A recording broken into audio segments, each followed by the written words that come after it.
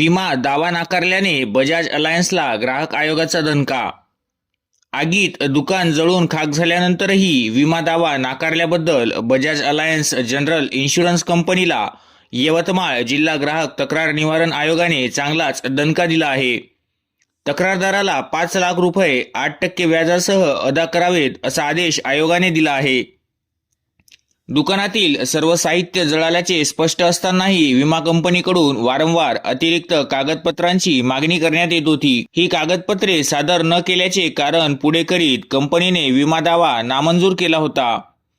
पुसद येथील सय्यद लियाकत अली सय्यद उस्मान अली यांच्या smart electronics या प्रतिष्ठानाला शॉर्ट सर्किटने आग लागली होती। यामध्ये दुकानातील संपूर्ण वस्तू जळून खाक झाल्या। त्यांनी शॉपकीपर्स पॅकेज पॉलिसी काढली होती, त्यामुळे बजाज अलायन्स कंपनीकडे विमा दावा दाखल केला, परंतु भरपाई देण्यात आली नाही। माल भरल्याची बिले व इतर कागदपत्र दुकानातच होती। ती जळाल्यावर विमा कंपनीला कागदपत्र कुठून देणार असा प्रश्न निर्माण झाला होता।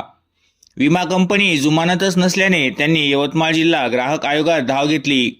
आयोगाचे अध्यक्ष डॉक्टर रवींद्र उल्हास मराठे आणि सदस्य अमृता वैद्य यांच्या उपस्थितीत या तक्रारीवर सुनावणी झाली।